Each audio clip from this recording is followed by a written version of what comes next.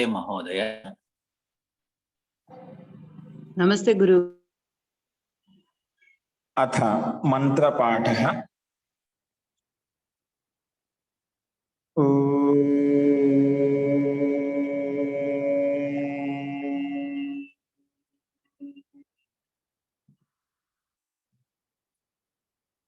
सहनाववतु सहनौ भुनक्तु सह वीर्यं करवावहै तेजस्विनावधीतमस्तु मा विद्विषावहै। ओम शांति शांति शांति।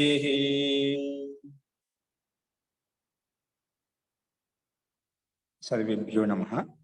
अंदरिकी नमस्कारम अंडी। మనము న్యాయ దర్శనంలో ప్రథమ అధ్యాయము ప్రథమ ఆహ్నికంలో మొట్టమొదటి సూత్రం మనం చూస్తున్నాము. అందులో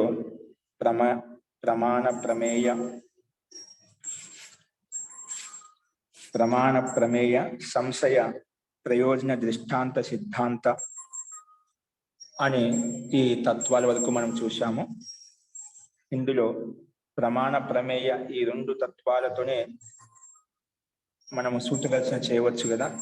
మిగిలిన 14 పదార్థాల యొక్క అవసరం ఏముంది అని పూర్వపక్షి ప్రశ్నకర్త అడిగినప్పుడు ఈ 14 యొక్క పదార్థాల యొక్క ప్రాముఖ్యత ఉంది, ప్రాధాన్యత ఉంది కాబట్టి అవి కూడా చెప్పుకోవాలి ఖచ్చితంగా. అందుకే ఇక్కడ సంపూర్ణంగా 16 తత్వాలను యథార్థంగా తెలుసుకున్నప్పుడే నిశ్రేయస్సు కలుగుతుంది, మోక్షం కలుగుతుంది చెప్పుకున్నాము. వాటిని క్రమంగా చూసుకుంటూ వస్తున్నాం. సంశయం ఉన్న చోటనే న్యాయం యొక్క ప్రవృత్తి ఉంటుంది. ప్రయోజనం కూడా అత్యంత అనివార్యమైంది. దృష్టాంతం మనం చూసాం. దృష్టాంతం ఉన్న చోటనే అక్కడ ప్రత్యక్షం ఉంటుంది, ఆగమం ఉంటుంది అని చెప్పి చెప్పుకున్నాం. అలాగా సిద్ధాంతము 60 ఇవన్నీ కూడా అత్యంత ప్రాధాన్యత ఉంది కాబట్టి వేరేగా చెప్పాల్సి వచ్చింది. వీటిని యథార్థంగా తెలుసుకున్నప్పుడు వాటి యొక్క ప్రవృత్తి ఏ రకంగా మనకు కలుగుతుంది. ఇవన్నీ కూడా తత్వజ్ఞానాన్ని యథార్థమైన జ్ఞాని తెలుసుకోవడంలో సహాయకంగా ఉంటాయి కాబట్టి అత్యంత అనివార్యం, వేరుగా చెప్పుకోవాలి, వీటి యొక్క స్వరూపం తెలుసుకోవాలి అనే ఉద్దేశంతో ఇక్కడ సిద్ధాంత అన్నిటికీ సమాధానం చెప్పుకుంటూ వస్తున్నారు. అదే క్రమంలో మనం చూస్తున్నాము. అస్తు.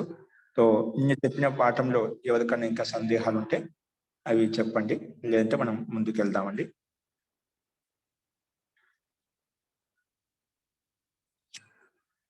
ఎవరికైనా సందేహాలు ఉన్నాయా? స్లైడ్ మీద కనిపిస్తుంది మీకు. ఇక్కడ మనము నిన్న మీకు ఏం చెప్పాను, దృష్టాంతం గురించి చెప్పాను. పైన ఈ అనుమాన ఆగమాన్ని ఆశ్రయించి ఉంటాయి అని చెప్పుకున్నాము. ఇంతవరకు మంచి అత దృష్టాంత ప్రత్యక్ష విషయం అవుతాయి. దృష్టాంతం ఎల్లప్పుడు ప్రత్యక్ష పూర్వకంగా ఉంటుందన్నమాట. అంటే లౌకిక పరీక్ష కానం దర్శనం నా వ్యాహన్యతే. లౌకిక వ్యక్తుల ద్వారా, పరీక్షక వ్యక్తుల ద్వారా ఏదైతే ఉన్నదో వాటి ద్వారా ఎప్పుడు ఖండిత కానటువంటి ఉదాహరణ పేస్ట్ చేయాలన్నమాట. అటువంటి ఉదాహరణే అది ప్రత్యక్ష పూర్వకంగా ఉంటుంది కాబట్టి అందుకే దృష్టాంత ప్రత్యక్ష విషయం అర్థ అని చెప్పి మనం చెప్పుకున్నాము. పైన జల్ప వితండాలు చెప్పాక వాదం అనేది తత్వ విచారం, ఒక పరస్పరం ఒకరికొకరు మాట్లాడుకునే ఒక తత్వజ్ఞానం కోసము. జల్పం అనేది కేవలము మనము జయ పరాజయం కోసమే ప్రయత్నం చేస్తుంటాము. వితండ మాత్రము కేవలము అతని పక్షాన్ని స్థాపించకుండా కేవలం మాట్లాడుతూ ఉంటాడు అని చెప్పుకున్నాం. కానీ పక్షం ఉంటుంది అది, కానీ అక్కడ ప్రస్తావించడు. అందుకే ఆ పక్షాన్ని ప్రస్తావించినంత వరకు అది వితండగానే ఉంటాడు. ఎప్పుడైతే స్వీకరిస్తాడు ఇది నేను చెప్పిన అస్య పక్ష అస్య సిద్ధాంత అని చెప్పాం. ఒకవేళ ఏదో ఒకటి ప్రతిపక్షాన్ని ఖండించడం కోసం ఏదైనా చెప్పి మాట్లాడుతున్నా అంటే అప్పుడు అతని వితండ అని చెప్పము. లేదా అది స్వీకరించకపోతే ఏమవుతుందంటే నా అయం లౌకిక నా అయం పరీక్షక అని చెప్పుకున్నామంట. అతని లోకంలో లౌకిక వ్యావహారిక వ్యక్తి అని చెప్పొచ్చు, సైద్ధాంతిక వ్యక్తి అని చెప్పొచ్చు. ఏంటికి అంటే ఒక రకంగా చెప్పి అనర్గళంగా అనవసరంగా మాట్లాడే వ్యక్తి అని అర్థం అవుతుంది ఒకవేళ నువ్వు స్వీకరించకపోతే. కాబట్టి నువ్వు స్వీకరిస్తే నీ వితండ అనే భావన తొలగిపోతుంది అని ఈ రకంగా చెప్పుకున్నాము. లేదంటే నీ ప్రయత్నం ఎలా ఉండాలి, ఎవరికైనా తెలియజేసే విధంగా ఉండాలి, లేదా తెలుసుకునే విధంగా ఉండాలి, లేదా దేని ద్వారా తెలియజేస్తున్నావో లేదా దేని తెలుసుకుంటున్నావో అలాంటి ప్రయోజనం ఉండాలి. అలా ప్రయోజనం ఉన్నా కూడా ఏదో ఒక తత్వాన్ని తెలుసుకోవడం కోసం, తెలియచేయడం కోసం ఆడ వివాదం చేస్తున్నావు, అది కూడా ఒక ప్రయోజనమే. కాబట్టి అలా ప్రయత్నం చేసినో ఏదైనా చెప్తున్నా కూడా అక్కడ నీకు వితండత్వం అనే భావన, వితండత్వం అనే నామకరణం ఉండదు అక్కడ. కాబట్టి అక్కడ వదిలేయచ్చు. కానీ ఒకవేళ అది స్వీకరించకపోతే నీ వైతండికత్వం అంతా ప్రయోజనం అంతా, వాక్యం అంతా అనర్థకం అవుతుంది అని చెప్పి ఇక్కడ సిద్ధాంతి చెప్పాడు. కాబట్టి నువ్వు తెలుసుకోవడానికి కానీ, తెలియచేయడానికి కానీ, దేని ద్వారా తెలుసుకుంటున్నావో, దేని తెలుసుకుంటున్నావో ఏదైనా ప్రయోజనం ఉండాలి. ఈ ప్రయోజనం కూడా లేకపోతే నువ్వు వితండగానే ఉంటావు. ఒకవేళ నువ్వు స్వీకరించావు ఇది ప్రయోజనం అని చెప్పి, అప్పుడు నీ వితండ అనే భావన ఉండదు అని ఈ రకాలుగా మనం చెప్పుకున్నాము. కానీ వితండ అనే భావన ఎప్పుడు ఉంటుంది, పేరు ఎప్పుడు ఉంటుంది అంటే వాక్య సమూహస్య స్థాపనాహీనో వితండ అని చెప్పుకున్నాం. అంటే తన అభిప్రాయం చెప్పకుండా, తన లక్ష్యాన్ని ఉద్దేశించి చెప్పకుండా వ్యర్థంగా మాట్లాడుతూ ఉంటాడు, దాన్ని వితండ అని చెప్పుకున్నాము. కాబట్టి ఆ రకంగా ఉంటే కనుక వితండ కింద తీసుకుంటాం. ఆయన ఇవన్నీ కూడా మనకు వాదంలో తెలుసుకోవడంలో ఇవన్నీ రకరకాలుగా ప్రస్తావనలు వస్తుంటాయి. ఈ రకంగా మనం వితండ చేసే వాళ్ళు ఉంటారు, జల్పం చేసే వాళ్ళు ఉంటారు, తర్వాత వాదం కూడా ఉంటుంది తత్వజ్ఞానం కోసం. కాబట్టి ఒక్కోసారి మన వాదం కూడా మనం ధర్మస్థాపన కోసం కొన్ని చోట్ల ఎదుటి వాళ్ళ వ్యక్తి కుటిలతాపూర్వకంగా ఉన్నప్పుడు మన వాదాన్ని కూడా మనం కూడా కుటిలతాపూర్వకంగా అంటే మనం ధర్మపూర్వకంగా ఉండాలి. అంటే మన ధర్మాన్ని స్థాపించడం కోసం ఎదుటి వాళ్ళ వ్యక్తి ధర్మబద్ధంగా మాట్లాడినప్పుడు చేస్తాం. కుటిల వ్యక్తి కుటిలతాపూర్వకంగా మనకు సమానం చెప్పాల్సి వస్తుంది అన్నమాట. ఇప్పుడు మహాభారతంలో శ్రీకృష్ణుడు అందవాళ్ళు ఒక ధర్మబద్ధంగా లేనప్పుడు, వాళ్ళు కుటిలతాపూర్వకంగా వాళ్ళు ప్రయత్నం చేసినప్పుడు, యుద్ధం చేసినప్పుడు వాళ్ళకు అనుగుణంగానే శ్రీకృష్ణుడు అదే విధంగా నీతిని, ఇది కూడా ఒక నీతి అనమాట. రాజ్య వ్యవస్థలో, రాజనీతిలో ఇది కూడా ఒక రాజ్య వ్యవస్థలో ఒక అంగభూతం అనమాట. ఎవరితో ఎలా ప్రవర్తించాలి అనేది. శటేశాఖ్యం సమాచరేత్ అని చెప్పి మనకు ఒక వచనం ఉన్నామన్నమాట. దుష్ట వ్యక్తుల పట్ల దుష్టత్వ స్వభావంతోనే మనము వాళ్ళకి సమానం చెప్పాలన్నమాట. కాబట్టి ఆ రకంగా ఇక్కడ వాద జల్ప వితండాలు మనం చూస్తాం. ఇంకా మీకు విస్తృతంగా వస్తాయి, కేవలం ఇక్కడ సామాన్యంగా సంకేత మాత్రం చెప్పుకుంటున్నాము. అస్తు. అలాగే దృష్టాంత విషయం, ప్రత్యక్ష విషయం అని చెప్పి చెప్పుకున్నాం అనమాట. ఓకే, సో ఇంతవరకు మనం చూసాము. నెక్స్ట్ కింద చూడండి. ఇప్పుడు సిద్ధాంతం క్రమంగా చెప్పుకున్నా కదా, ప్రమాణ, ప్రమేయ, సంశయ, ప్రయోజన, దృష్టాంత చూసాము. సిద్ధాంత అనే తత్వ అనే శబ్దాన్ని ఇక్కడ వేరుగా ఎందుకు చెప్పబడింది అనే విషయాన్ని ఇక్కడ చూపిస్తున్నారు. అస్తి అయం ఇది అనుజ్యాయమానో అర్థ సిద్ధాంత. ఏంటి? అస్తి అయం అయం అనుజ్యాయమానో అర్థ సిద్ధాంత. ఏంటండి?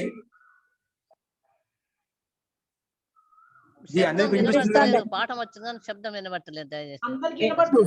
వినిపిస్తుందండి అందరికి. మీ నెట్వర్క్ సరిగ్గా లేదండి, అందరికి వస్తుంది. ఓకేనా? కొంచెం నెట్వర్క్ కొంచెం బయట వెనక ముందు కూర్చోండి, అడ్జస్ట్ అవుతే ఏమైనా వస్తుందేమో.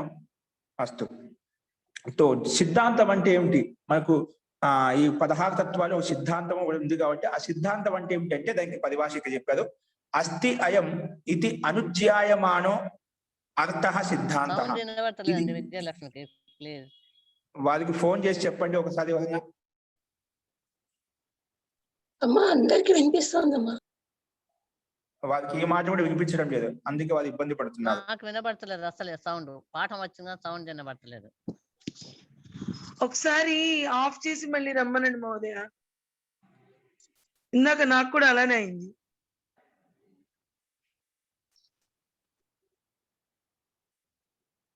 అస్తు.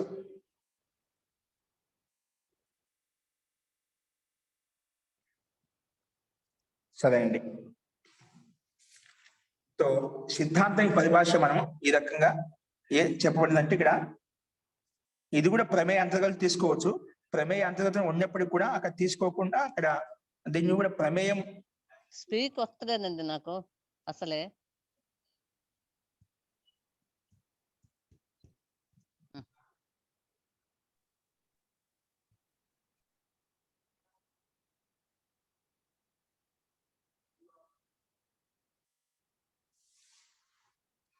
అస్తు. ఇక్కడ గమనించండి, ఇప్పుడు వారిని రిమూవ్ చేశాను, మళ్ళీ జాయిన్ అయిపోతారు. అస్తు.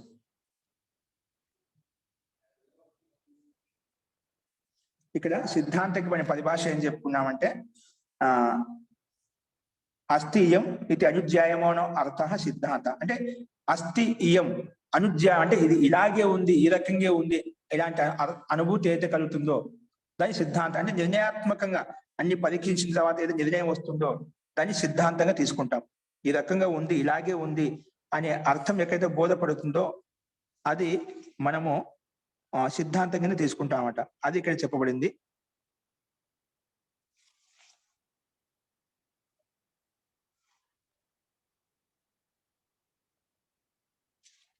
అస్తు, ఈ రకంగా మనం ఇక్కడ చూసాము.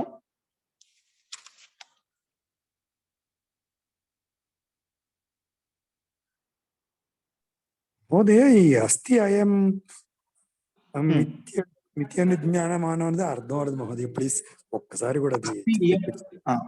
అస్థియం అనుజ్యాయమానం అర్థ సిద్ధాంత అంటే ఇక్కడ ఇది ఇలాగే ఉంది, ఈ రకంగాను ఏదైతే మనం స్వీకరిస్తున్నామో అంగీకరిస్తున్నామో ఈ పదార్థం ఇలాగే ఉంది, ఈ తత్వం ఇలాగే ఉంది, స్వీకరించబడిన తత్వం ఏదైతే ఉందో దాన్ని మనం సిద్ధాంతంగా తీసుకుంటాం.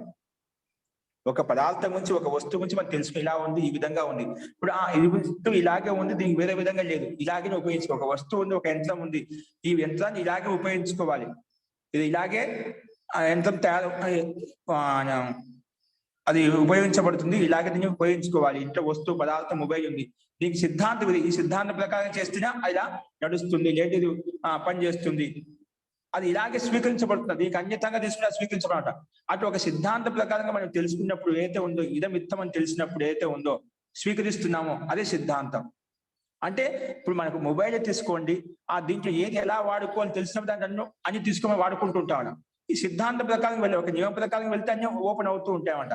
ఆ సిద్ధాంతం మనకి ఈ రకంగా స్వీకరించబడిన తర్వాత ఏదైతే నీకు నిశ్చయం అయిపోయిందో, నిశ్చయం తర్వాత ఏదో స్వీకరించబడి ఇలా చేస్తే ఇలా అవుతుంది, ఇలా ఓపెన్ అవుతుంది చెప్పి అది సిద్ధాంతం తీసుకుంటా. దీనికి సిద్ధాంతం ఈ రకంగా ఇవ్వబడింది, ఈ రకంగా చెప్పబడింది.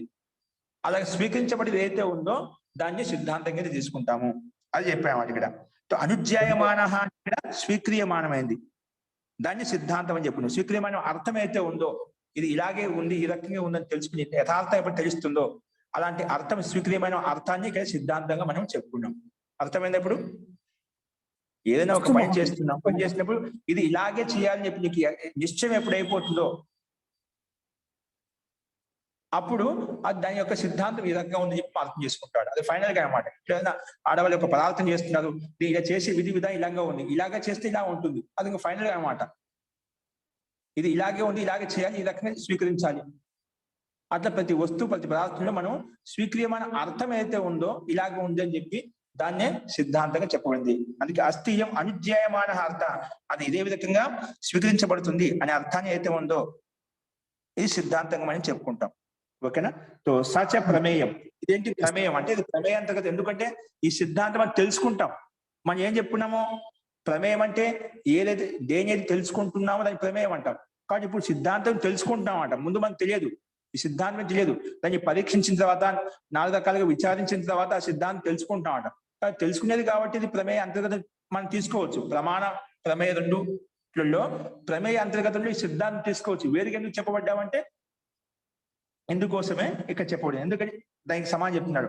తస్య పృథక్ వచనం, ఎందుకంటే సత్సు సిద్ధాంత భేదేషు వాద జల్ప వితండాహ ప్రవర్తంతే.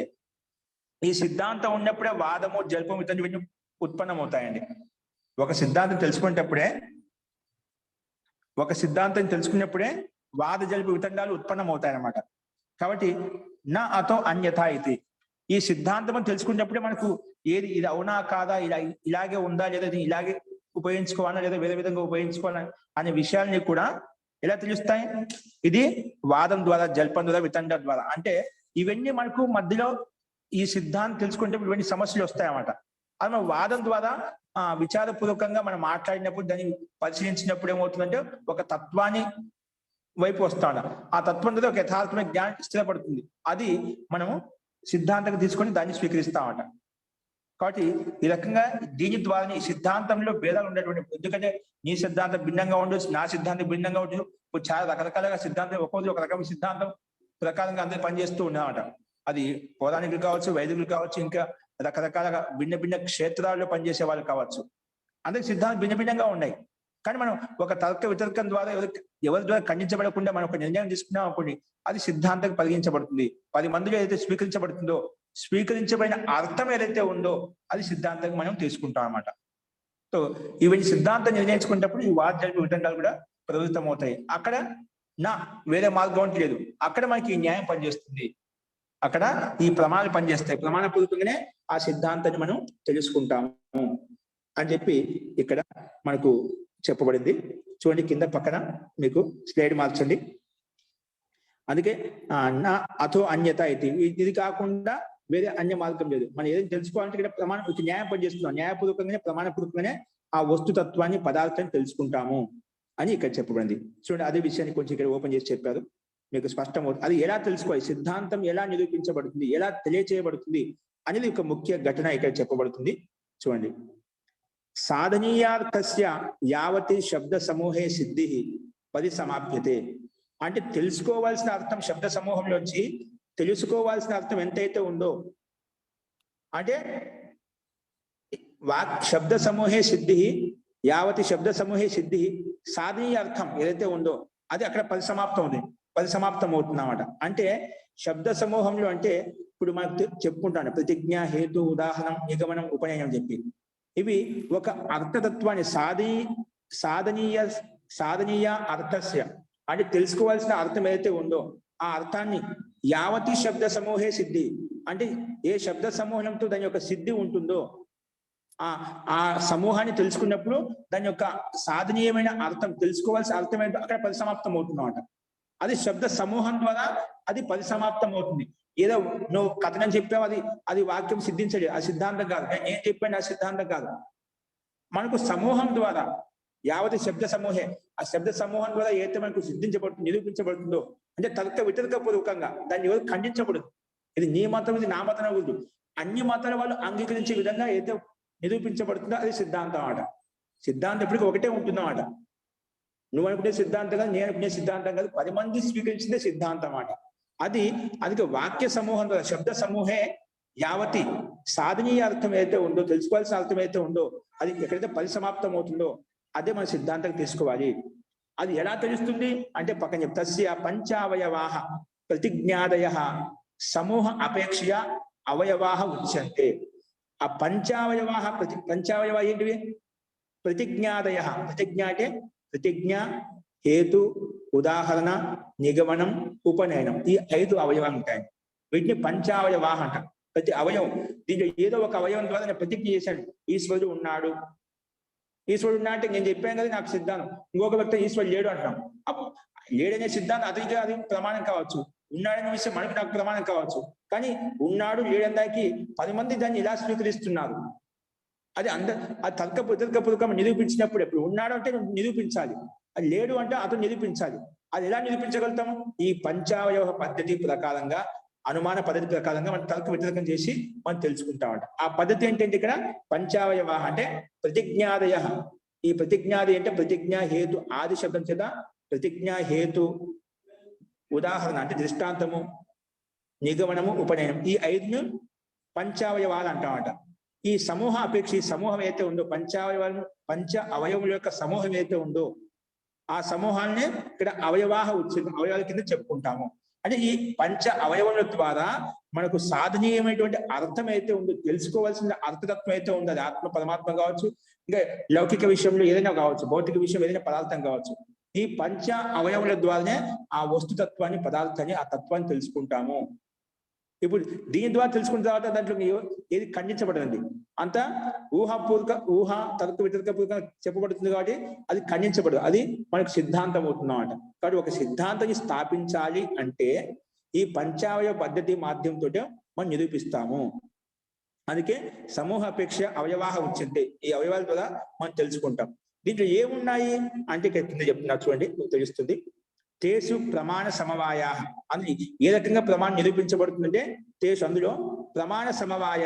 ప్రమాణ సమవాయం ఎలా ఉంటుంది, ఆ సమూహం ఎలా ఉంటుందంటే మొట్టమొదట ప్రతిజ్ఞ, ఈశ్వరుడు ఉన్నాడు అని చెప్పి ఒక ప్రతిజ్ఞ చేస్తాం, అంటే శబ్ద ప్రమాణం. ప్రతిజ్ఞలో ఉంది ఆగం అంటే శబ్ద ప్రమాణం ఉన్నామట. ఒక శబ్దం చెప్పాడు కదా, ఎదుటి వ్యక్తినా ఒక గ్రంథమైన ఏదైనా శబ్దం ద్వారా కథనం చేస్తున్నాం. అందుకే ప్రతిజ్ఞలు ఏముంటుంది? ఆగమ ప్రమాణం ఉంటుంది. ఏముంటుంది? శబ్ద ప్రమాణం. ఆగమం అంటే శబ్ద ప్రమాణం రెండు ఒకటే. ప్రతిజ్ఞ ఏదైతే చేస్తామో అందులో శబ్ద ప్రమాణం ఉంటుంది. నెక్స్ట్ ఏంటి? హేతు. హేతు ఉన్న చోట అనుమానం ఉంటుంది, అంటే అనుమాన ప్రమాణం. అనుమానం అంటే అనుమాన ప్రమాణం ఉంటుంది. ప్రతిజ్ఞ ఎక్కడ చేస్తాం అక్కడ ప్రత్యక్ష ప్రమాణం ఉంటుంది, అంటే శబ్ద ప్రమాణం, క్షమితం, శబ్ద ప్రమాణం ఉంటుంది. హేతు ఎక్కడైతే ఉంటుందో అక్కడ అనుమాన ప్రమాణం ద్వారా సహాయం తీసుకుంటాం. ఏ ప్రమాణము? అనుమాన ప్రమాణం. అలాగే ఉదాహరణ ఎక్కడైతే ఉంటుందో అది ప్రత్యక్ష ప్రమాణం. మూడు ప్రమాణాలు వచ్చేసారు ఈ రకంగా.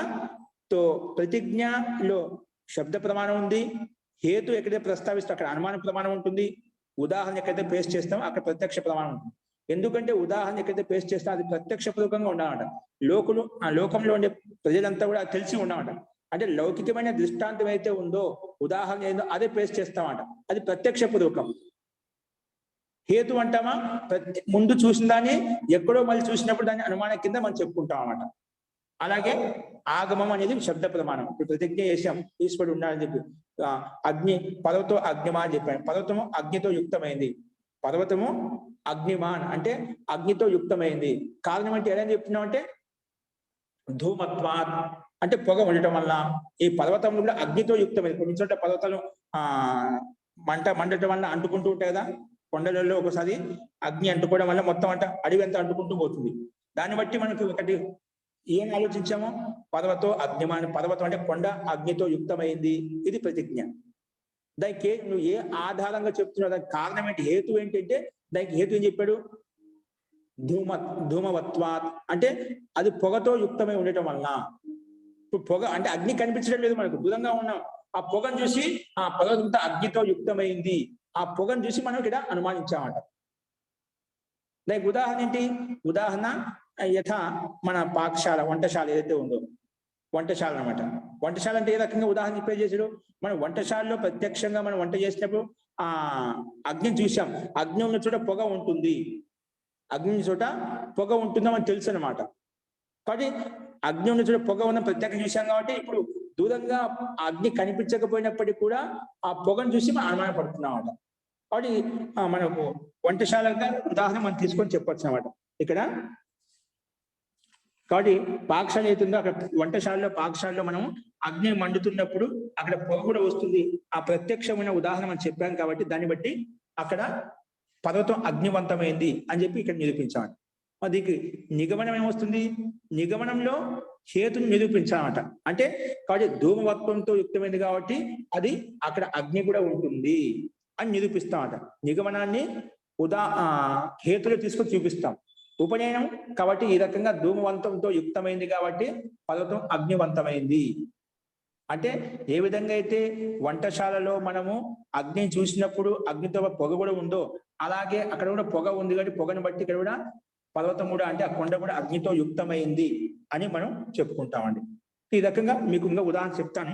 జస్ట్ ఇక్కడ ఈ ఒక తత్వాన్ని తెలుసుకోవడం కోసం మీకు ఉదాహరణ వస్తే మీకు కూడా ప్రాక్టీస్ చేస్తాను. ఈ ప్రతిజ్ఞ హేతు ఉదాహరణ, ఒక తత్వాన్ని ప్రతిజ్ఞ చేసామని ఇప్పుడు అగ్ని పర్వతం యుక్తమైనది చెప్పడానికి నువ్వు హేతు ప్రస్తావించాలి. ఆ హేతుతో పర్యాప్తం కాదు, ఆ హేతు నిరూపించడం కోసం మళ్ళీ ఉదాహరణ చెప్పాలన్నమాట. ఒక పొగతో యుక్తమైనది సరిపోదు. పొగతో యుక్తమై ఎప్పుడు చూసాను? నేను వంటశాలలో చూశాను, అది ఉదాహరణ చెప్పాలి. వంటశాల ఎలాగైతే నేను అగ్నితో పాటు పొగ కూడా ఉంటుందో అలాగే అక్కడ కూడా ఉంది కాబట్టి ఈ అగ్ని ఉంది అని చెప్పి మనం నిరూపిస్తాం అన్నమాట. ఆ రకంగా ఉపనయనము, నిగమనం తీసుకొచ్చి కూడా మనం ఈ 5 అవయముల ద్వారా ఆ తత్వాన్ని మనం ఏదైతే నిరూపించాలనుకుంటుందో దాన్ని నిరూపిస్తాం. ఈ పంచ అవయవాల పద్ధతి ద్వారా మనం అనుమానం ఏ విధంగా నిరూపిస్తామో అది ఇంకా శాస్త్ర సిద్ధాంతం అన్న. ఇంకా ఖండించడానికి లేదు, ఏ వ్యక్తి ఏ శాస్త్రం ఖండించడానికి లేదన్నమాట. ఈ పంచావయ పద్ధతి ద్వారంగా ఏదైతే నిరూపించబడుతుందో అది ఎవరు ఖండించలేదు. ఖండించాలని ఇక్కడే ఖండించుకోవాలన్నమాట.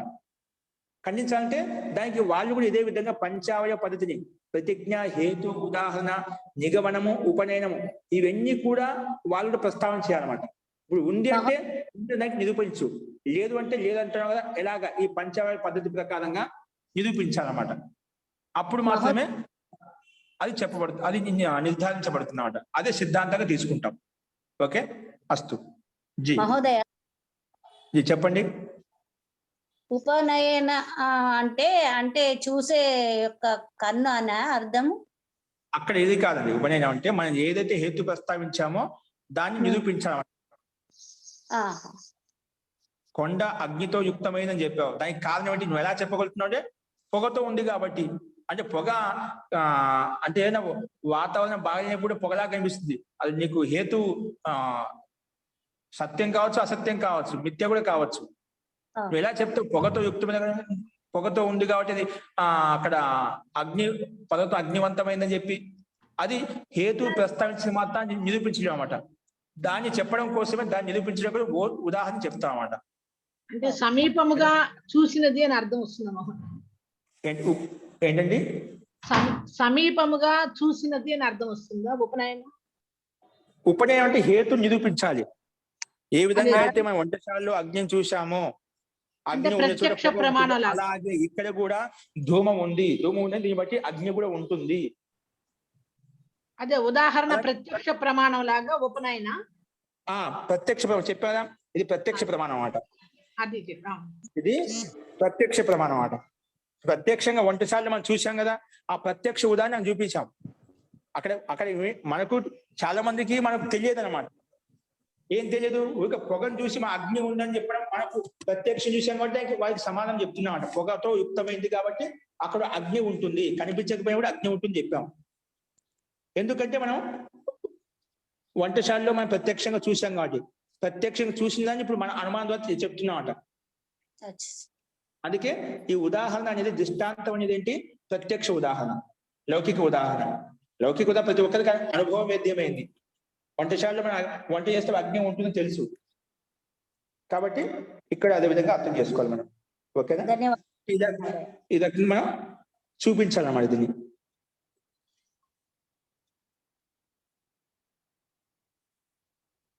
కొంతమంది ఈ రకంగా చెప్తారు, ఈశ్వరుడు లేడు అనుకున్న నాస్తిక వ్యక్తి అతని ప్రస్తావన చూపిస్తున్నామట. ఈశ్వరుడు లేడు, ఎందుకు? కనిపించడు కాదు. ఈశ్వరుడు లేడు ప్రతిజ్ఞ. ఈశ్వరుడు లేడు అనేది ప్రతిజ్ఞ. కారణం ఏంటి? ఎందుకు అట్లా చెప్తున్నాం అంటే కనిపించడు కాబట్టి. ఎందుకంటే ఏ వస్తువు కనిపించదు ఆ వస్తువు ఉండదు అన్నమాట. ఉంటే వస్తువు కనిపించాలి కదా, అది హేతు ప్రస్తావించాలన్నమాట. అంటే నాస్తిక వ్యక్తి. ఉదాహరణ ఏంటి? నువ్వు ఎలా చెప్పవచ్చు? దానికి హేతు చెప్పినంత మాత్రం సరిపోదు కదా. ఏ వస్తువు లేదో ఆ వస్తువు లేకుండా పోతే నిజం చెప్పలేం కదా. దానికి ఉదాహరణ చెప్పు ఏదన్నా అన్నప్పుడు దానికి కుందేలు యొక్క కొమ్ములు. కుందేలు కొమ్ములు ఉంటాయా? కుందేలు కొమ్ములు ఉండవు. ఇది ఉదాహరణ చెప్పామన్నమాట. ఉదాహరణ ఏంటంటే కుందేలు యొక్క కొమ్ములు అని చెప్పారు. కుందేలుకి ఎప్పుడు కొమ్ములు ఉండవు కాబట్టి, కుందేలు కొమ్ములు లేవు కాబట్టి ఎప్పుడు ఉండవో అలాగే ఈశ్వరుడు ఉంటే కుందేలు కొమ్ములు అంటే కనిపించాలి కదా. లేవు కాబట్టి లేవు, కనిపించలేదు, కొమ్ములు లేవు. అలాగే ఈశ్వరుడు కూడా లేడు కాబట్టి ఉపనయనం చెప్పారు. ఆ ఉపనయనంలో ఏ విధంగా అయితే కుందేలకు కొమ్ములకు సమానంగా కుందేలకు కొమ్ములు ఏ విధంగా కనిపించవో అలాగే ఈశ్వరుడు లేడు. కుందేలు కొమ్ములు ఉంటే ఏ విధంగా కనిపించేవో అలాగే ఈశ్వరుడు ఉంటే మనకు కనిపించేవాడు. ఏ విధంగా కుందేలకు కొమ్ములు లేవో అలాగే ఈశ్వరుడు కూడా లేడు అని ఉపనయనం చేశాము. అక్కడ ఉపనయనం ఏం చేసామో, ఏ విధంగా అయితే కుందేలకు కొమ్ములు లేవో ఉదాహరణ పేస్ట్ చేసి మన ప్రతిజ్ఞ నిరూపిస్తున్నాడు. ఏ విధంగా అయితే కుందేలకు కొమ్ములు లేవో అది కనిపించడం లేదు, అలాగే ఈశ్వరుడు లేడు కాబట్టి కనిపించడం లేదు మనకు. లాస్ట్ నిగమనం చెప్తాము, అందువలనే కనిపించడు కాబట్టి ఈశ్వరుడు లేడు. హేతుని తీసుకొని చూపిస్తాము. అందువల్లనే కనిపించడు కాబట్టి ఈశ్వరుడు లేడు. ఇది నిగమనం. ఇక్కడ నిర్ధారించాం. అర్థమైందే పంచాంగ పద్ధతిని. ప్రతిజ్ఞ అని చెప్పాడు నాస్తిక వ్యక్తి. ఈశ్వరుడు లేడు ఎందుకు? కారణం ఏంటి? కారణం అంటే హేతుకుడా కనిపించడు కాబట్టి. ఉదాహరణ ఏంటి? కుందేలు యొక్క కొమ్ములు. కుందేలు కొమ్ములు ఏ విధంగా లేవు కాబట్టి మనకు కనిపించడు. ఇప్పుడు పంచాపతి కరెక్ట్గా చూపించాడు కదా, కుందేలు కొమ్ములు ఎందుకు లేవు. అప్పుడు ఆస్తిక వ్యక్తి దాన్ని నిరూపించాడట. ఆస్తిక వ్యక్తి కూడా ఈశ్వరుడు ఉన్నాడు ప్రతిజ్ఞ వ్యక్తుడు. ఆయన చెప్పాడు, నా ప్రతిజ్ఞాన్ని చేశాను, దాన్ని నిరూపించానమాట. నువ్వు వాళ్ళని నిరూపించి ఈశ్వరుడు ఉన్నాడు అంటున్నావు. పూర్వపక్షి చెప్పాడు. ఉత్తరపక్షం చెప్తాడు, ఇప్పుడు మీకు అర్థమైనా ఈశ్వరుడు లేడని చెప్పి పంచావయవ పద్ధతిని ఎలా నిరూపించాడు? ఈశ్వరుడు లేడు ప్రతిజ్ఞ ఎందుకు లేదంటే కనిపించడు కాబట్టి. ఇది హేతు ప్రస్తావించాడు. ఉదాహరణ ఏంటి? నువ్వు ఎలా చెప్తున్నావు లేడని చెప్పి? లేని వస్తువు లేకుండా ఉంటుందా? చూడు ప్రత్యక్షంగా ఉదాహరణ. కుండలి కొమ్ములు ఉన్నాయా? లేవు. లేవు కాబట్టి ఈశ్వరుడు కూడా లేడు. అందువల్లనే లేదు కాబట్టి ఈశ్వరుడు లేడు. అనుమానం మహోదయ. కనిపించడు కాబట్టి ఈశ్వరుడు లేడు. ఏంటండి అనుమానం ఇందులో ఏంటి మహోదయ? ఇప్పుడు చెప్పిన ఉదాహరణలో అనుమానం హేతు కారణం. ఇక్కడ అనుమానం కాదు, ఒక అనుమానం. ఇవన్నీ మొత్తం అనుమానకి అనుమానం ఎంత అనుమానంలో ఉన్నాయి. ఇది అంత అనుమాన ప్రమాణం కింద వస్తుంది. పంచావళిని కూడా ఇవి అనుమానంలో ఉన్నాయన్నమాట, నిరూపించుకుంటున్నాం. ఇది మొత్తం కూడా అనుమాన ప్రమాణం కింద వస్తుందన్నమాట. అస్తు మహోదయ. అనుమానం ఉంది కాబట్టి ఈ పద్ధతి పంచావయ పద్ధతి ద్వారా మన అనుమానాన్ని మనం స్థిరపరచుకుంటాం, మన అనుమానాన్ని క్లారిటీ చేసుకుంటాం అన్నమాట.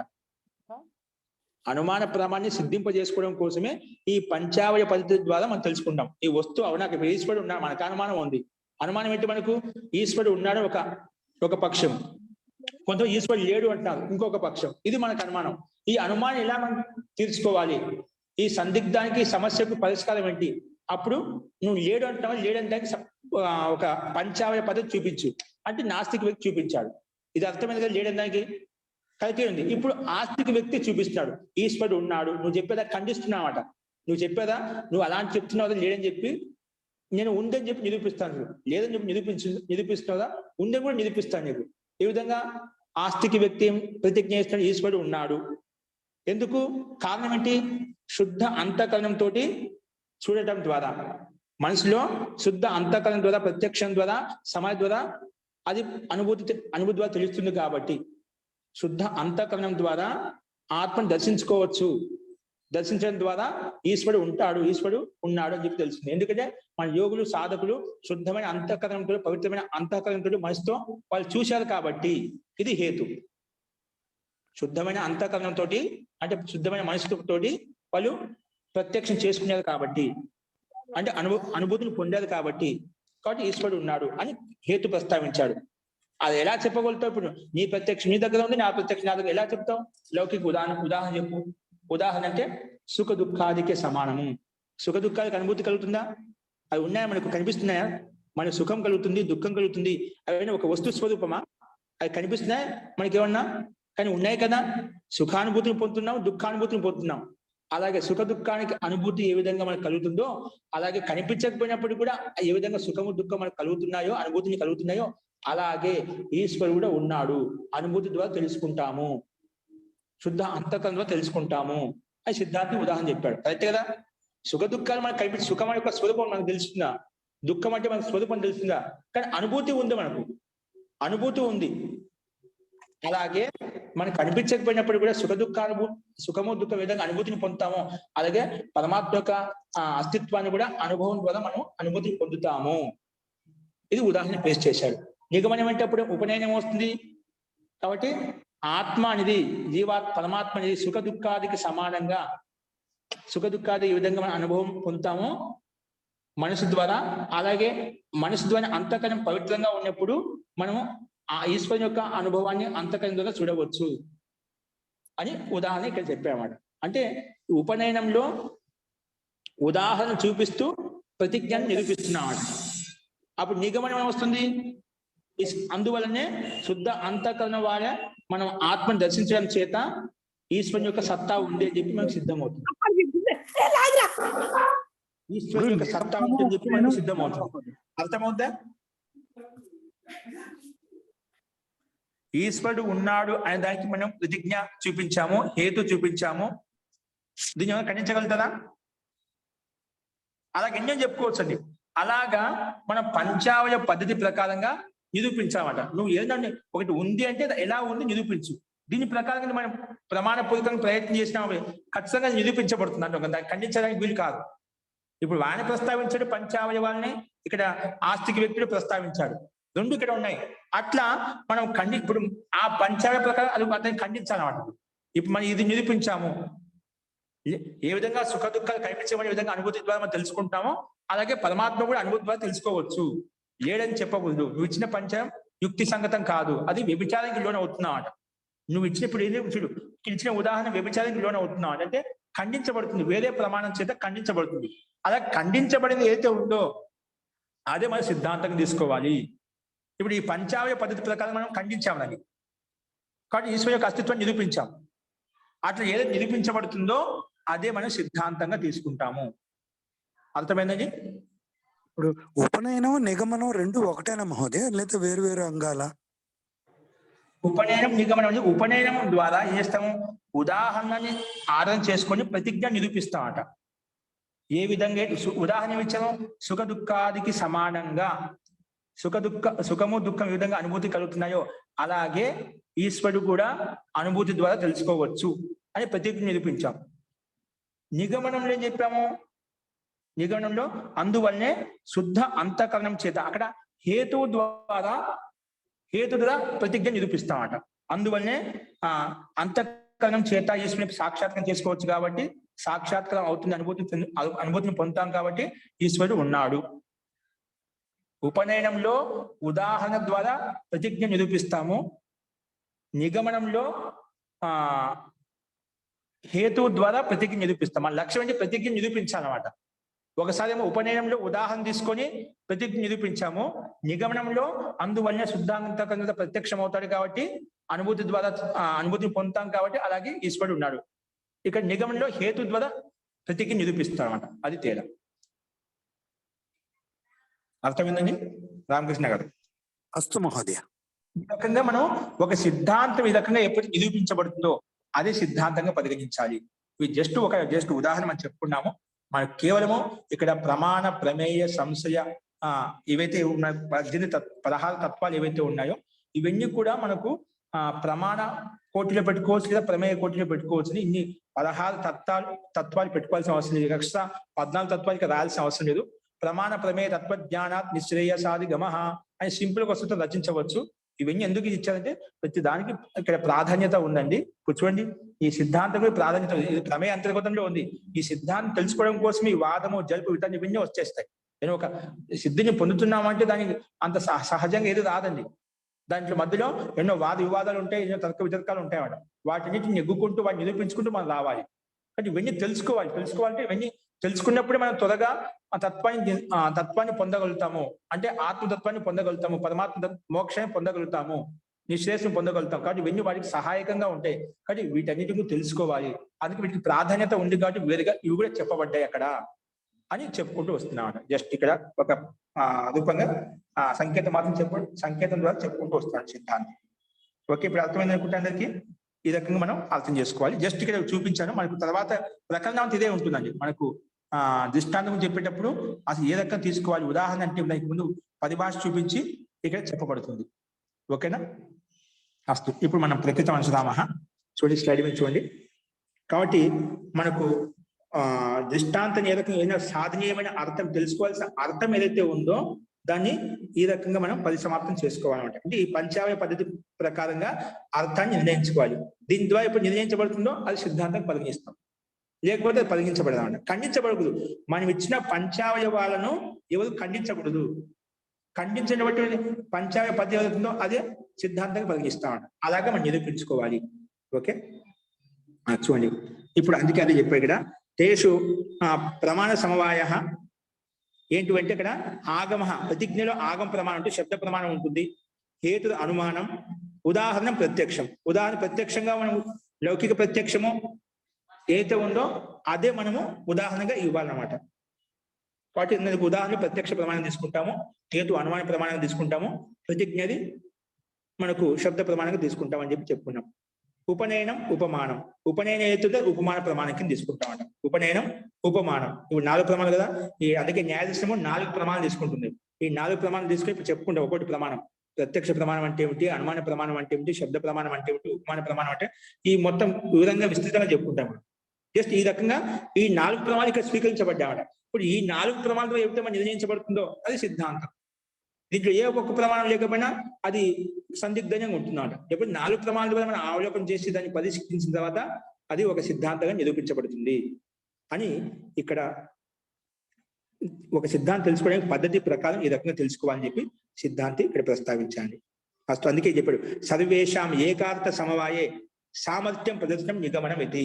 లాస్ట్ లో ఉపనయనం అంటే నిగమనం అంటే ఏమిటి, సర్వేషం ఈ 4 పైన చెప్పిన ప్రతిజ్ఞ, హేతు, ఉదాహరణము, ఉపనయనం ఏవైతే ఉన్నాయో సర్వేషం ఏకార్థ సమయం ఇవన్నీ కలిసి ఒకే అర్థాన్ని ఒకే ఫలాన్ని ప్రదర్శిస్తాయో దాన్ని నిగమనం అంటాం. అంటే నిశ్చితంగా గమనం అయిపోయి నిశ్చితంగా బోధపడిందన్నమాట.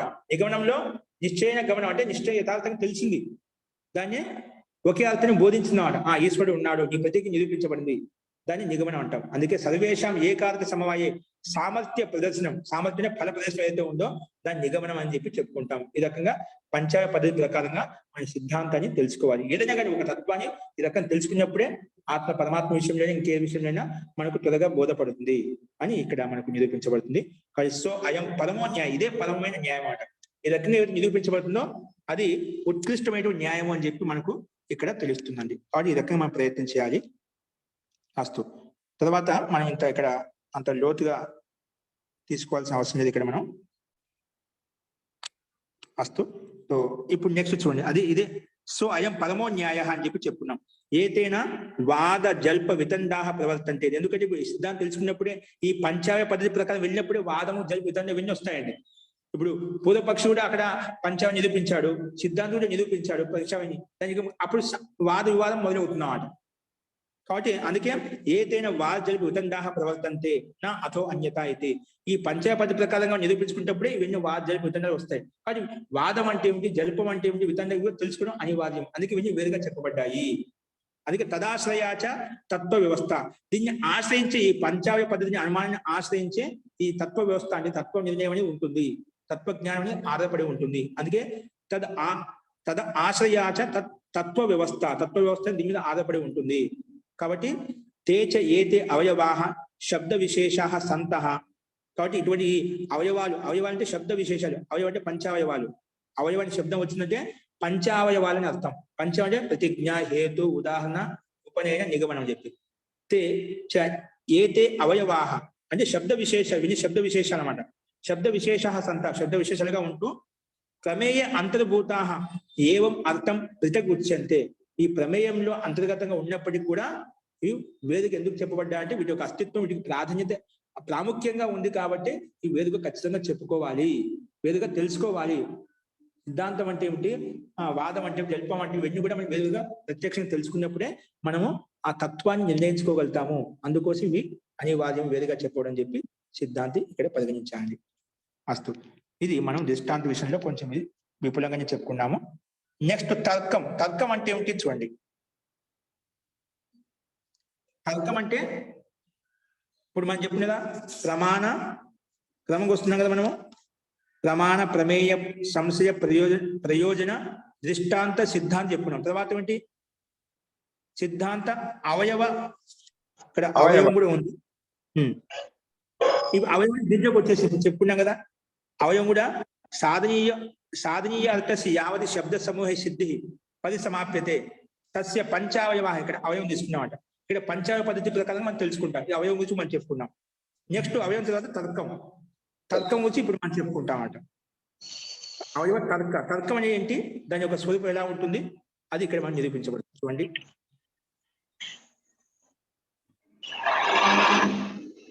కనిపిస్తుందా మీకు స్లైడ్ మీద? కనిపిస్తుంది, దృశ్యతే మహోదయం. కనిపించిందా?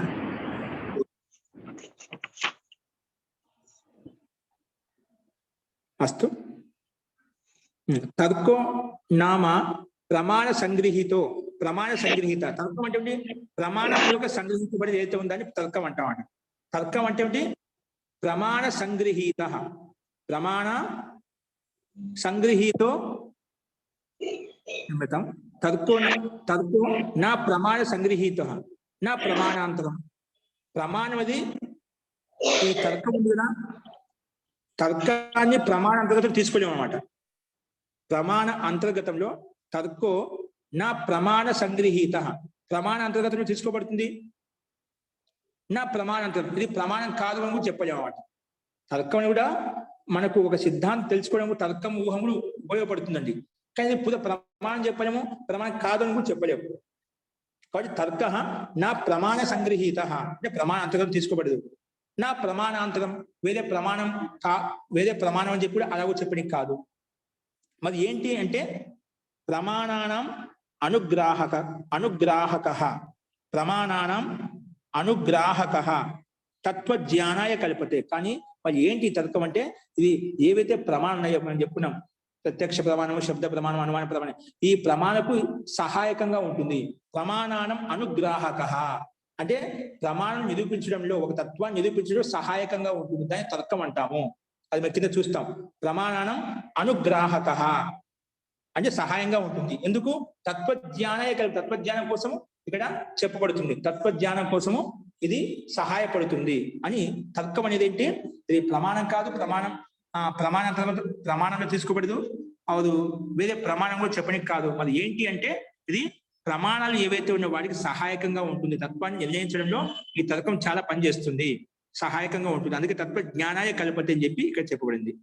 దానికి ఉదాహరణ అంటే చూడండి, ఇక్కడ తస్య దానికి ఉదాహరణగా చెప్పుకుంటున్నాం. ఏంటంటే కిం ఇదం జన్మ. ఇది చాలా ఆధ్యాత్మికంగా ఉంటుంది. కొంచెం చూడండి. కిం ఇదం జన్మ, అసలు ఈ జన్మ అంటే ఏమిటి? ఇక్కడ అది జన్మ ఎలా ఉత్పన్నమైంది, ఈ జన్మ ఎలా కలిగింది? కిం ఇదం జన్మ అంటే ఇక్కడ ప్రశ్నకర్త ప్రశ్న అడుగుతున్నాడు. పూర్వపక్ష రూపంలో ప్రశ్న వేస్తున్నాడు. కిం ఇదం జన్మ, ఈ జన్మ ఏంటి? కృతకేన హేతున నిర్వర్త్యతే అంటే ఈ జన్మ అంటే జన్మకు కారణము అనిత్య పదార్థం చేత ఉత్పన్నమైందా? ఇప్పుడు ఈ శరీరం ఏదైతే మనకు కనిపిస్తుంది జన్మ ఉత్పన్నమైందో, అనిత్య పదార్థం చేత ఉత్పన్నం మనకు తెలుస్తున్నాడు, నష్టం అవుతుంది శరీరం తర్వాత. అదే అడుగుతున్నాడు. కిమిదం జన్మ కృతకేన. కృతకం అంటే ఏమిటి? తయారు చేయబడి కుండలు ఉన్నాయి, వస్త్రాలు ఉన్నాయి, ఇవన్నీ తయారు చేస్తాడు, దాన్ని కృతకం అంటాం. ఏదైతే తయారు చేయబడుతుందో ఒక వస్తువు, ఒక పదార్థం, దాన్ని కృతకం అంటాం. ఏదైతే తయారు చేయబడే స్వతహా ఉంటుందో దాన్ని అకృతకం అంటాం. కృతకం కానిది. కృతకం అంటే ఉత్పన్నం చేసేది కృతకము, చేయబడేది ఏదైతే ఉంటుందో అకృతకం అంటాం. ఓకేనా? ఆపోజిట్ గా. సో కృతకేన హేతులను నిర్వర్త్యతే అంటే ఈ జన్మ అనేది జన్మకు కారణం. జన్మ ఏది కలిగిందో అది అనిత్య కారణం చేత ఉత్పన్నమైందా? అహోసిత్ అకృతకేనా అంటే నిత్యతత్వం ద్వారా ఉత్పన్నమైందా? అంటే నిత్యం ద్వారా ఈ జన్మ ఉత్పన్నమైందా? అని జన్మ కలగడానికి కారణం ఏంటి? ఈ జన్మ మనకి ఎందుకు కలిగింది అంటే అనిత్య పదార్థం చేత ఉత్పన్నమైందా లేదా నిత్య పదార్థం చేత ఉత్పన్నమైందా? అహోసిత్ అకృతకే అంటే అకృతకం అంటే నిత్య పదార్థం అన్నమాట. నిత్యమైన తత్వం ద్వారా ఉత్పన్నమైందా? తర్వాత అథవా ఇంకొకటి మూడో ప్రశ్న కూడా అడిగాడు. ఒకటి కృతకేన హేతుని నిర్వర్తితే అనిత్య ద్వారా ఉత్పన్నమైందా? అహోస్విత్ అకృతకేన అంటే నిత్య పదార్థం ద్వారా ఈ జన్మ ఉత్పన్నమైందా? లేదా అథ ఆకస్మికమితి లేదా ఆకస్మికంగా అనుకోకుండా అది ఉత్పన్నమైందా? అంటే ఎటువంటి కారణం లేదండి. ఎటువంటి కారణం అంటే అక్కడ కృతకము అంటే నిత్య కారణం లేదు, అనిత్య కారణం లేదు, ఏ కారణం లేదు. అంటే నిత్య కారణం చేత ఈ జన్మ కలిగిందా? అనిత్య పదార్థం చేత ఈ జన్మ ఉత్పన్నమైందా? లేదా ఆకస్మికమితి ఏమన్నా ఆకస్మిక ఎటువంటి కారణం లేకుండా ఉత్పన్నమైందా అని మూడు రకాల ప్రశ్న అడిగాడు అనమాట పూర్వపక్షి ప్రశ్నకర్త. ఈ జన్మకు కారణం ఏంటి? నిత్య పదార్థం చేత ఉత్పన్నమైందా, అనిత్య పదార్థం చేత ఉత్పన్నమైందా, ఏంటి అకస్మాత్తుగా అది ఎటువంటి కారణం లేకుండా ఉత్పన్నమైందా అని ప్రశ్న వేసినప్పుడు దానికి సమాధానం చెప్తున్నాయి. చూడండి. ఏవం అవిద్యాతే అర్థే కారణ ఉత్పత్తియ ఊహ ప్రవర్తతే. ఈ రకమైన అవిద్యాతమైన అర్థం లేదు. ఇప్పుడు మనకి తెలియదు అనమాట ఈ జన్మ ఎందుకు ఉత్పన్నమైంది, ఈ జన్మ కలగడానికి కారణం ఏంటి, అది తెలియదు అనమాట. అందుకే ఏం అవిద్యాతే అర్థే. విద్యాతం కారణం అంటే విశిష్టంగా జ్ఞానం లేదు మనకు. అందుకే ఏవం అవిద్యాతే అర్థే కారణ ఉత్పత్తియ ఊహ ప్రవర్తతే. అటువంటిప్పుడు మనకు ఈ ఊహము తర్కం పనిచేస్తున్నాడు. అప్పుడు ఈ తర్కం వస్తుంది, ఈ ఊహ అనేది పనిచేస్తున్నాడు. అప్పుడు దాన్ని పరీక్షించిస్తాను, పరిశీలిస్తాను ఏంటి. అప్పుడు మనకి ఈ ఊహ అనేది పనిచేస్తున్నాడు, అంటే తర్కం పనిచేస్తుంది. తర్క వ్యతిరేకంగా మనం పరీక్షించినప్పుడు, పరిశీలించినప్పుడు ఓ ఈ జన్మ నిత్య కారణం చేత ఉత్పన్నమైంది, అనిత్య కారణం చేత ఉత్పన్నమైంది, లేదా ఆకస్మికంగా మనం దాన్ని నిరూపించుకుంటామంట. అప్పుడు ఈ ఊహ పనిచేస్తుంది. అందుకే ఊహ ప్రవర్తతే అని చెప్పి ఇక్కడ చెప్పబడింది అనమాట. ఏది అంటే ఇక్కడ ఒకవేళ అంటే దానికి సమానం చెప్తే ఒక్కోదానికి ఒకవేళ ఏది అంటే ఒకవేళ కృతకేన హేతున నిర్వర్తితే అనుకుందాం. అనిత్య పదార్థం చేత ఈ జన్మ ఏర్పడింది, అనిత్య పదార్థం చేత. ఏది ఒకవేళ కృతకేన హేతు నిర్వర్తితే అప్పుడు అలా ఉత్పన్నమైంది అనుకున్నాం అనుకోండి. అప్పుడు దానికి సమాధానం ఏంటి? హేతు ఉచ్ఛేదాత్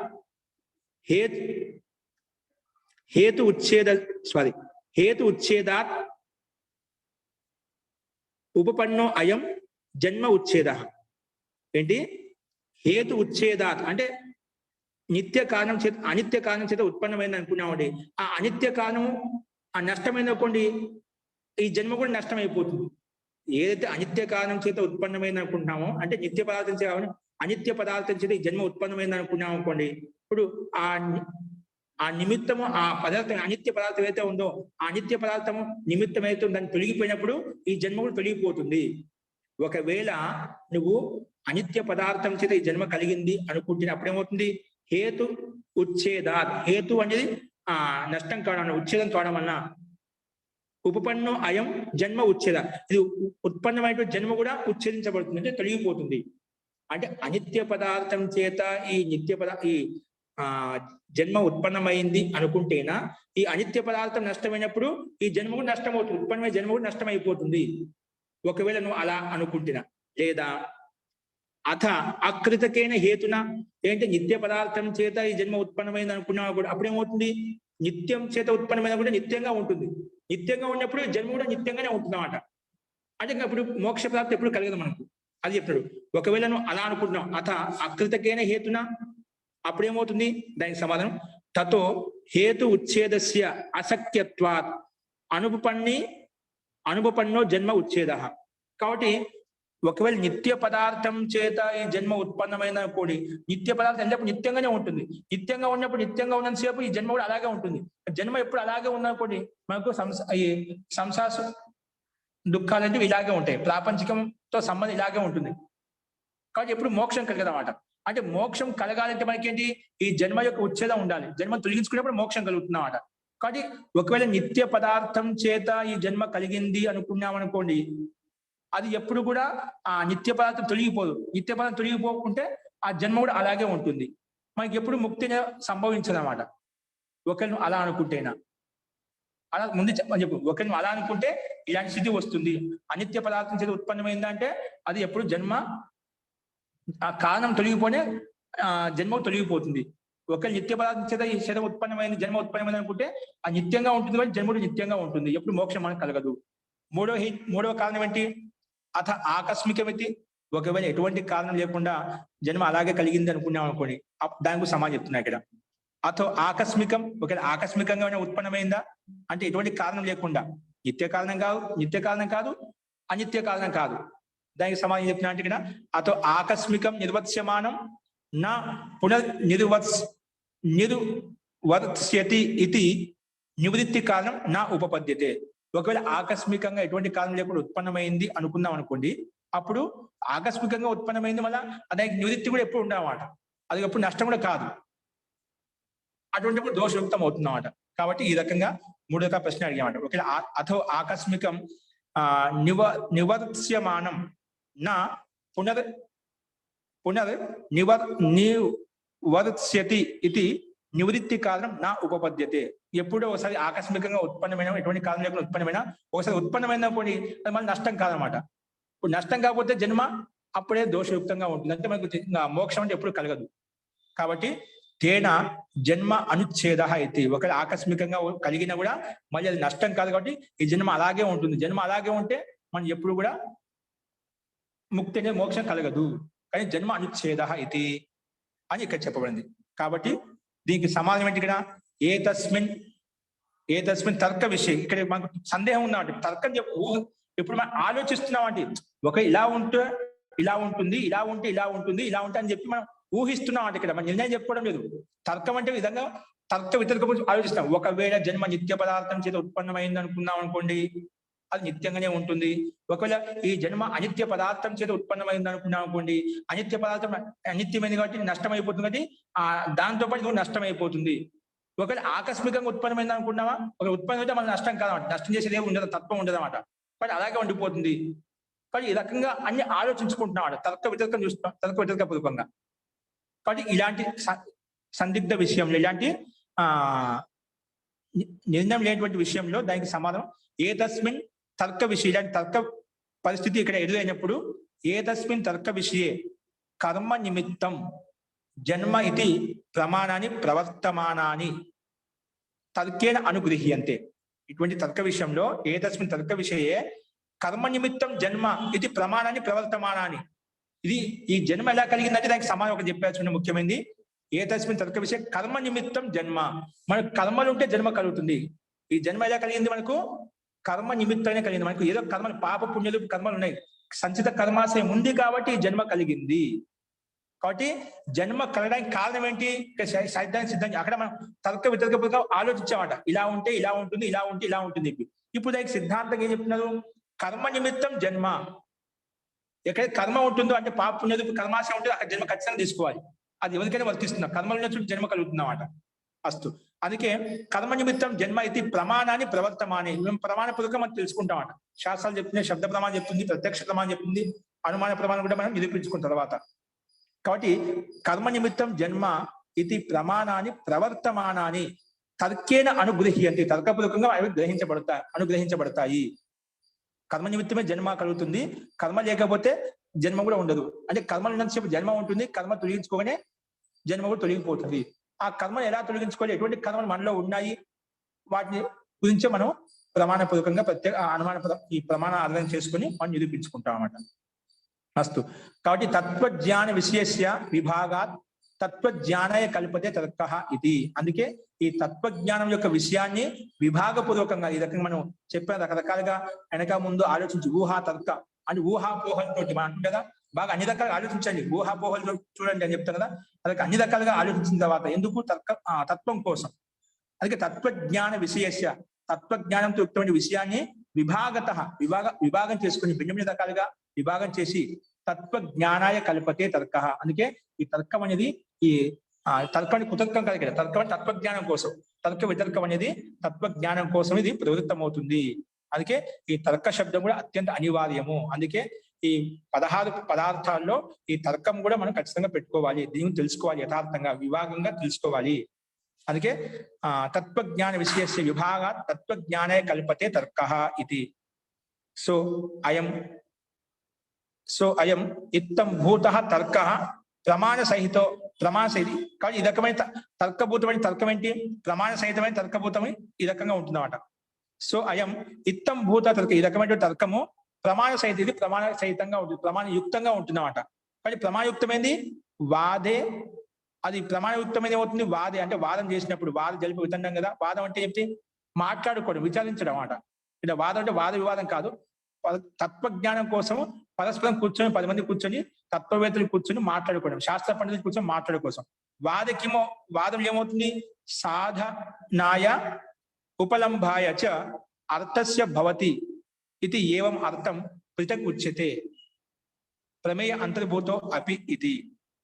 అంటే ఇక్కడ అలాగే సో అయం ఇత్తం భూతః తర్క, ఇటువంటి తర్కం అనేది ప్రమాణ సహితమైన తర్కం అనేది వాదే అంటే వాదం చేసినప్పుడు, అంటే కూర్చొని మాట్లాడుకున్నప్పుడు, సాధన అంటే నీ పక్షాన్ని స్థాపించడం కోసం, నీ ప్రతిజ్ఞ అయితే ఉందో దాన్ని స్థాపించడం కోసము,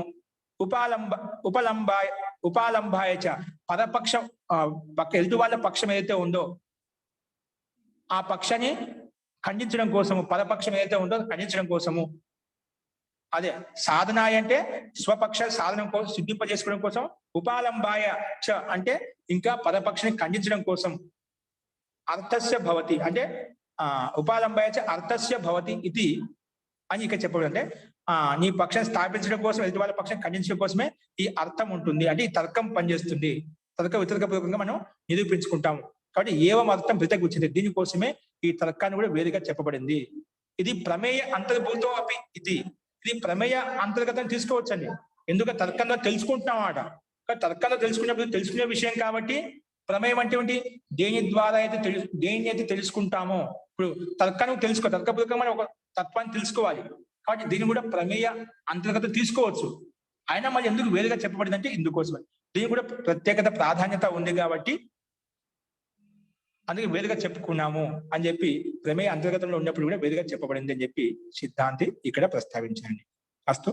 ఈ రకంగా తర్కం గురించి మనం చెప్పుకున్నాము. నెక్స్ట్ నిర్ణయం గురించి, వాదం జరిపే గురించి అది చెప్పుకున్నాము. అస్తు. ఇందులో ఎదురుగా సందేహం ఉందా? ఇక్కడ కేవలము తర్కం అనేది కూడా మనం వేరుగా చెప్పుకోవాలి. 16 తత్వాలు తర్కం కూడా ఒకటి అనివార్యమైంది. ఇది తెలుసుకున్నప్పుడు మనకు యథార్థంగా మనం తత్వాన్ని నిరూపించుకోవచ్చు. కాబట్టి పంచాయ పద్ధతి ప్రకారంగా మనం సిద్ధాంతం నిరూపించుకుంటాము.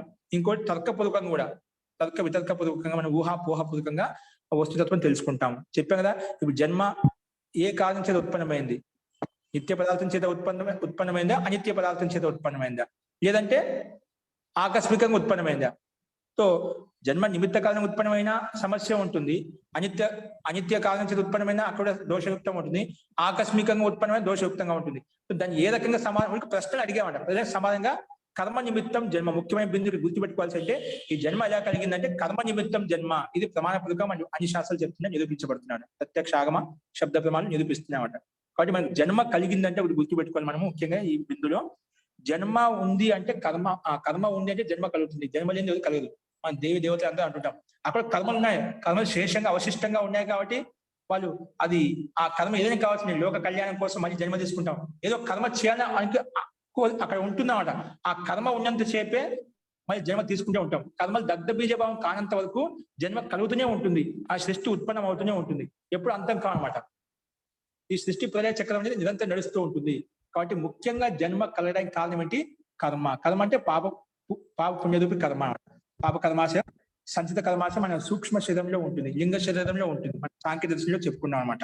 కాబట్టి కర్మ నిమిత్తము అని ఇక్కడ చెప్పుకున్నాము. అది ఎలా తెలుస్తుంది? తర్క వితర్కపూర్వకంగా మనం నిరూపించుకుంటాము ఒక తత్వాన్ని అని చెప్పి ఇక్కడ మనం చెప్పుకున్నామండి. అస్తు విషయాన్ని ఒకసారి గమనించండి, మిగతా విషయం రేపు చెప్పుకుందాం. ఏమైనా సందేహాలు ఉంటే కూడా. అస్తు. గురుగారు కల్పతే అంటే ఏం గురుగారు? తత్వజ్ఞానం కోసం ప్రవృత్తం కావడం అంట. ఉంది, తత్వజ్ఞానం కోసం ఉంది. ఈ తర్కం అనేది ఈ మన ఊహాపోహ ఉండాలని చెప్తుందా? ఏదైనా ఒక పని చేస్తే ఆలోచించాలంటారా? ఈ ఆలోచన శక్తి తర్కం అనేది ఎందుకు? తర్క వ్యతిరేకంగా ఆలోచిస్తున్నాను, ఏం తర్కం చేస్తున్నావు అంటారా? తర్కం కూడా తత్వజ్ఞానం కోసం ఉంది, ఉండే అర్థంలో కల్పతే. ఇప్పుడు భవతి అంటే ఏమిటి? ఉంది. అస్థి అంటే ఉంది, అలాంటి అర్థంలో కల్పతే. ధన్యవాదాలు. తత్వజ్ఞానం కోసం ఉంది. ఏది? తర్కం అనేది, ఊహాపోహం అనేది. ఈ ఊహాపోహంతో మనం ఏం నిరూపించుకో ఒక తత్వాన్ని తెలుసుకుంటాము. ఏదైనా ఒక వస్తువు ఇచ్చామనుకోండి, పదార్థం బయట మార్కెట్ కొంటున్నదని అన్ని రకాలు చూస్తామని తర్క వితర్కంగా దాన్ని పరిశీలిస్తాం, 10 రకాలు అడుగుతాం, క్వశ్చన్స్ చేస్తాము, అప్పుడు తీసుకుంటాం. లేకపోతే తీసుకోగల ఇచ్చినట్టుగా. అది తర్కం ఈ రకంగా మనం వస్తుతత్వాన్ని నిరూపించడం కోసం, వస్తువు తెలుసుకోవడం కోసం ఉపయోగపడుతుంది. కల్పతే ఉంది అని అర్థం. కల్పతేగా ఉంది. అస్థి భౌతిక అర్థం అయితే ఉందో కల్పతే కూడా అదే అర్థం. అర్థమైందని వదతి మహోదయ. ధన్యవాదాలు. బహు విస్తృతంగా. ఓకే అండి. మంత్ర పాఠ కొంచెం సందేహాల తర్వాత చూద్దామండి.